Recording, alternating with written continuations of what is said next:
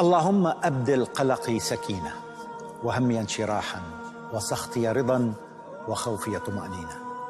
اللهم أبدل عجزي قدرة، وضيقي فرحا، وعسري يسرا، وضعفي قوة. اللهم أياما كما نحب، وحالا أفضل، وهما بقدرتك يرحل. اللهم لا تجعلني أطرق بابا ليس لي، ولا تسمح لحب ناقص أن يدخل حياتي، ولا تعلق روحي بما ليس لها. اللهم فرحة لا حزن بعدها، وكرامة وحرية لا قيد يمنعها، وعزة نفس لا إنسان ولا موقف يزعزعها. اللهم راحة بال، وبعدا عن القيل والقال، وبعدا عن هوان الحاجة والسؤال، وثباتا على السكينة بعيدا عن تقلب الأحوال.